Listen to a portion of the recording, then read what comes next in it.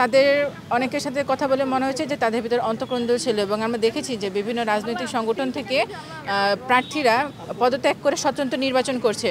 সে জায়গায় আমার কাছে শিবিরের প্যানেল অর্গানাইজড মনে হয়েছে এবং আমার মনে হয়েছে যে আমি এই প্যানেলে কাজ করলে ভালো কিছু করতে পারবো। সেজন্য আমি শিবির সমর্থিত প্যানেল সমন্বিত শিক্ষার্থী জোটে জোটবদ্ধ হয়েছি। নারী শিক্ষার্থী হিসেবে প্রতিবন্ধকতা যদি আমি বলি যে আমাদের প্যানেল ঘোষণার আগে থেকেই মানুষজন বুঝতে পারছিল যে আমি এই প্যানেলে যুক্ত হব এবং বিভিন্ন পেজ থেকে আমাকে নিয়ে কুরুচিপূর্ণ ভিডিও বের হয়েছে মিমের মতো করে এবং ট্যাগিং দেওয়া হচ্ছিল যে আমি শিবির বা ছাত্র সংস্থার এই ধরনের ট্যাগিং ছিল।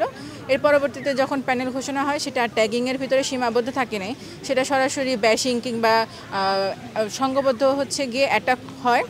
যেমন আমি যদি বলি যে আমার বিভিন্ন পেজ থেকে আমি যখন কোথাও পোস্ট করি সেখানে কমেন্ট সেকশনে বিভিন্ন নোংরা এবং কুরুচি কথা দিয়ে ভরে যায় এবং আমার ইনবক্সেও সেগুলো থাকে। খুবই নোংরা জঘন্য কথাবার্তা বলা হচ্ছে এবং সেখানে একদম অহরহভাবে আমাদের ছবি ব্যবহার করা হচ্ছে এবং আমি খুব বেশি সাইবার বুলিংয়ের শিকার হচ্ছে এবং আমরা প্রশাসন বরাবর যখন এটা নিয়ে করি যে একটা স্মারকলিপি দেই বা প্রতিবাদ লিপি দেই তখন তারা শুধু বলে যে ধৈর্য ধারণ করতে, কিন্তু এখন পর্যন্ত তারা কোনো স্টেপ নেয়নি। এবং বিশ্ববিদ্যালয়ে যখন কোনো টকশো হয় কিংবা কোনো যখন রিপোর্ট হয় সাইবার বুলিং নিয়ে সেখানে দেখা যাচ্ছে যে বামপন্থী শিক্ষার্থীদের বেশি হাইলাইট করা হচ্ছে। আমি অস্বীকার করছি না যে তারাও সাইবার বুলিংয়ের অ্যাটাক হচ্ছে না, কিন্তু তাদের যতটুকু অ্যাকনোলেজ করা হয় বা তাদের জন্য যতটুকু সাপোর্ট থাকে সহযোগিতা থাকে ততটুকু আমার জন্য থাকে না। আমাকে তারা গোনায় ধরে না যে আমি সাইবার বুলিংয়ের শিকার হচ্ছি এবং এর একটি মাত্রই কারণ সেটা হচ্ছে যে আমি শিবিরের প্যানেলে জোটবদ্ধ হয়েছে এবং তারা মনে করছে যে শিবিরের প্যানেলে যেহেতু জোটবদ্ধ হয়েছে তার সাথে যা ইচ্ছা তাই করা যায়। শুধু আমি না, সেটা ঢাকা বিশ্ববিদ্যালয়ে কিন্তু জুমা বা যারা আছে তারাও কিন্তু সাইবার বুলিংয়ের শিকার হচ্ছে। বিশ্ববিদ্যালয়ে প্রায় 2 বছর আগে শিবির সামনে এসেছে এবং আমরা ছোটোকাল থেকে শিবির সম্পর্কে খুবই নেগেটিভ ধারণা রেখে আসছিলাম।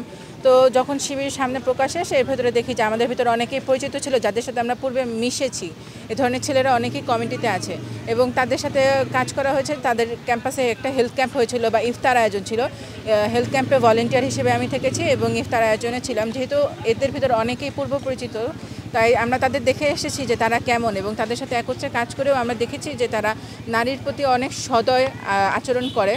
তাদের অনেকে বলে যে তারা নারীদের প্রতি বিদ্বেষপূর্ণ আচরণ, এটা আসলে পুরো ভ্রান্ত ধারণা এবং অনেকে ভাবছে যে শিবির জয়ী হয়ে আসলে ক্যাম্পাসে ইসলাম কায়েম করবে, শিক্ষার্থীদের হিজাব পরাবে, বোরকা পরাবে, কিন্তু আমাদের প্যানেলে একজন নারী শিক্ষার্থী আছে যিনি হিজাব পরেন না এবং ঢাকা বিশ্ববিদ্যালয়ে আমরা কিন্তু দেখছি যে জুমা যিনিও কিন্তু হিজাব পরে না।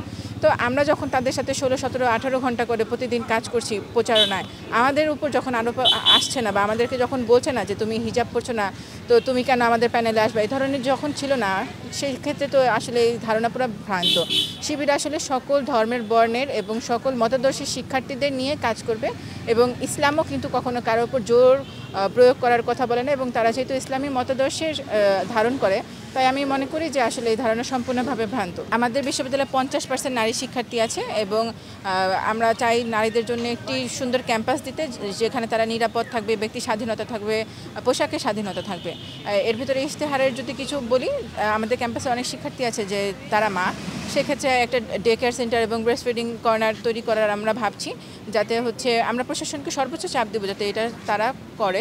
কারণ আমাদের দেখা যায় যে আমাদের সহপাঠীরাই বাচ্চা কোলে নিয়ে অনেকক্ষণ ধরে ক্লাস করে কিংবা 4-5 ঘন্টার পরীক্ষা দেয় কারণ তাদের বাসায় বাচ্চা রাখার জায়গা নেই এরকম। তারপরে হচ্ছে প্রত্যেকটি ফ্যাকাল্টিতে স্যানিটারি ন্যাপকিনের ভেন্ডিং মেশিন রাখার ইচ্ছা আছে এবং আমরা জানি যে আমাদের হাইওয়ের পাশে যে 10তলা হলগুলো আছে সেগুলোতে আমরা মাঝে মধ্যে ভুলে যাই যে আমরা রাস্তায় আছি নাকি হলে আছি। এত সাউন্ড হয় যে আমরা ওখানে ভাবছি যে সাউন্ড প্রুফ করা যায় কিনা সেই বিষয়ে আমরা বিবেচনা করব এবং এছাড়া নারী বান্ধব যদি নারীদের নিরাপত্তার বিষয়ে কিছু আছে এবং নারীদের জন্য প্রত্যেক ফ্যাকাল্টিতে কমন রুম, কিন্তু মসজিদে নামাজের জায়গা এবং হচ্ছে প্রত্যেক ফ্যাকাল্টিতে মেয়েদের জন্য নামাজের জায়গা আলাদা বরাদ্দ করা এবং বটতলায় ওয়াশরুম। আমরা জানি যে বটতলায় সবাই খেতে আসে কিন্তু এখানে আশেপাশে কোনো ওয়াশরুম নেই এবং সব ছেলেদের হল, তো দেখা যাচ্ছে যে আমাদের হয়তোবা ছেলেদের হলে ইউজ করতে হচ্ছে, এটা আসলে সবার পক্ষে সম্ভব হয় না, সেজন্য বটতলায় একটা ওয়াশরুমের কথা ভাবছি ইনশাআল্লাহ।